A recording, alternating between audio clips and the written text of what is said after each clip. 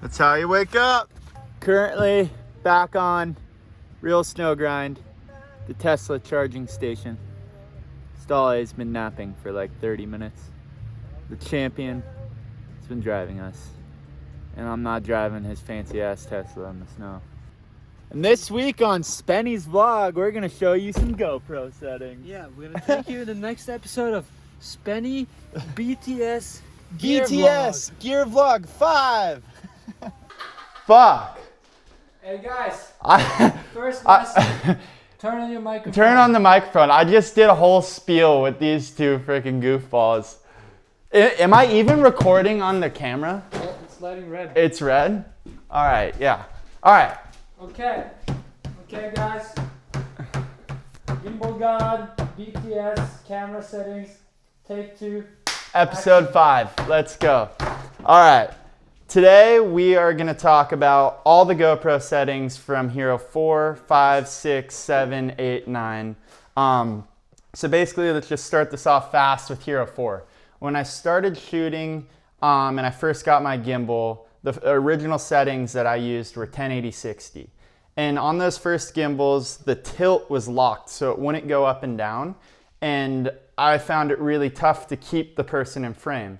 And one of my buddies, Tim Humphreys, told me that basically instead of shooting 1080, you can shoot 1440 so that you basically shoot the whole sensor and you can still crop it to 16:9, but you can motion track the image up and down to keep the person in frame better.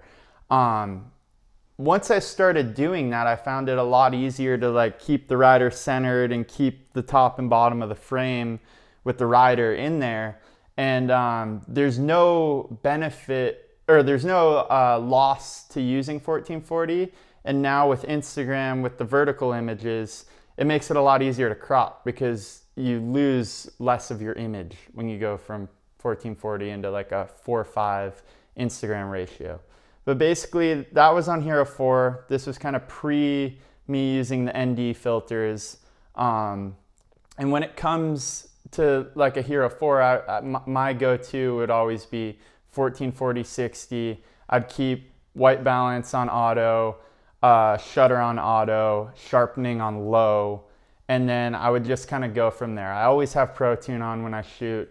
And then when we move into the Hero 5, that's when the Karma Grip kind of came out. I switched over from the Feiyutech gimbals onto the GoPro Karma Grip.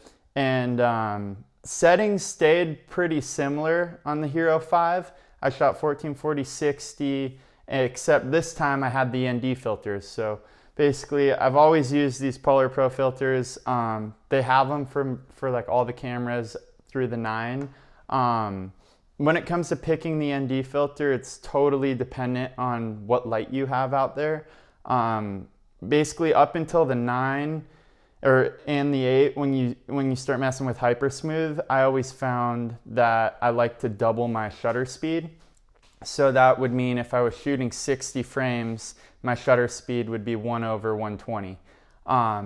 When I got the Hero 5, the main differences that I started messing with was that the Karma Grip had the up and down tilt on it, so that it made it really easy to keep all the riders in frame. And like as you can see, like lines, like a lot of the original shots were shot on Hero 5. I mean, it's such a great camera. It really just comes down to the post-production and how you export those files. After the Hero 5, Hero 6, what really changed the game on that one was they implemented the 2.7K 4:360. So it's the same as the 1440 1080-60. However, you basically now had more room to crop in. You had a higher resolution image. And most of lines was shot on Hero 5 in the beginning and then Hero 6 through the end. Hero 6 still is like one of my favorite cameras. I thought it was like one of the best builds. It handled the cold super well. It worked with the Karma Grip. And with the gimbal, with certain shots, I would definitely switch into the 2.7K 120. However, the only like con to that is you're not shooting 4x3, you're shooting 16:9. So when it comes to framing your image, a lot of those shots you have to be very on it. And I usually, like, if my pull is steady and my gimbal steady, I try and like point the kind of like center of the gimbal at the rider's chest, and that's what I've found, like, you're usually able to capture the best image. But on that camera, another setting I would shoot would be the 1080-240, but again, that's like a super specific setting. Just to pull up some reference frames and kind of recap this, I'm gonna throw up some Hero 4 shots from my very first days shooting with Brock and Judd. As you can see, quality's still amazing. My coloring definitely wasn't up to par. But then we moved to the Hero 5, where one of the first trips with StaleLIFE, the RK1 Locks edit, that was all shot on Hero 5. 1440-60, almost the whole edit. And the quality is definitely there. I mean, at the end of the day, when you go to Instagram, it's only a 1080 by 1350 image if you're using that portrait mode. And that's what it comes down to when you export, not necessarily what you shoot in. And then on the Hero 6, we can pull up a couple shots from lines where I would go to say 80% of that edit was shot on 1440-60, 2.7K 60. And we can pull up one of my favorite shots that I filmed in 2.7K 120 with StaleLIFE with the front 5. I like that mode because you can really slow it down and you still have the quality. And then, like I said, for certain instances, the 1080-240 frames works extremely well. Definitely one of the clips that went the most viral was StaleLIFE's Method from Folgefana. That was shot in 240. And the only downfall to shooting 240 when it's like a lot of brightness and contrast is you do get aliasing. You can kind of try and pull out the chromatic aberration in post, but it's still gonna be there. That's got a lot better with the 7, 8, and 9. Hero 7 is pretty much the same as Hero 6 as far as settings go. Image quality definitely got better. I shot that on the Karma Grip for the most part. And just to recap, it's that 2.7K 4.3, 2.7K 120, and then the 1080 240 for specific shots. Shooting on a lot of those cameras, I kind of stayed away from shooting the 4K 60 because I felt I didn't really need it with the fact I was exporting in all 1080 60 or 1080 24 timelines at the time. And yeah, I mean, that was kind of my go-to. When the Hero 8 came out, Hypersmooth was a huge thing, and it was really good. I just felt I wasn't ready to kind of transition from the gimbal just to Hypersmooth. So I didn't really use that too much. Instead, we kind of built a prototype harness for the Karma Grip that a lot of you actually got from me and my buddy Ryan who made it. And Hero 8, what I really liked about it was the bit rate got raised from 60 megabytes per second to 100. So you had more room in post to pull frame grabs, to do color, etc. Basically, that's kind of the brunt of it. But what really changed the game, I think, is the Hero 9.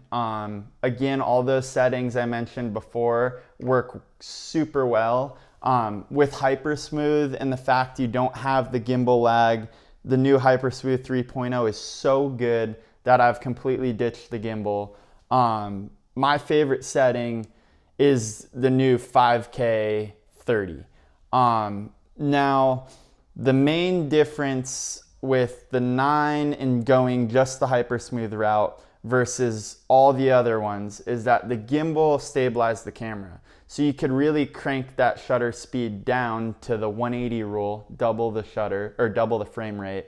However, with Hypersmooth, what I've found is you got to find the balance where the camera likes to have the most, the sharpest frame possible to stabilize. So if you use the 180 rule with Hypersmooth, you kind of will find some glitching from time to time.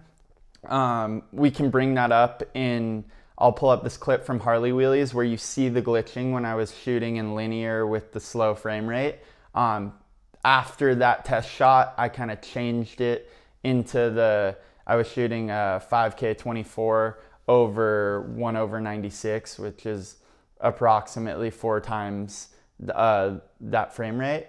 And what I've learned is, as I've kind of shot on these cameras quite a bit, I'm more picky with like when I use 60 versus when I use 30. If it's a fast moving shot that I know for the most part, I'm not gonna slow down, I'll tend to shoot in 30. Because since I'm editing in a 24 frame timeline, it still gives me the ability to slow the frame down to 80%, which is kind of enough for me.